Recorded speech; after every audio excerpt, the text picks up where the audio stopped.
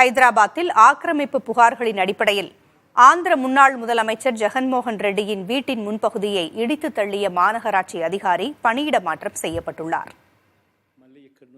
ஆந்திராவின் முன்னாள் முதலமைச்சர் ஜெகன்மோகன் ரெட்டிக்கு சொந்தமான வீடு தெலங்கானா தலைநகர் ஹைதராபாத்தில் உள்ள லோட்டஸ் பாண்ட் பகுதியில் அமைந்துள்ளது. இந்த வீட்டின் முன்பகுதியில் பாதுகாவலர்களுக்கான ஒரு கட்டுமானம் அமைக்கப்பட்டிருந்தது.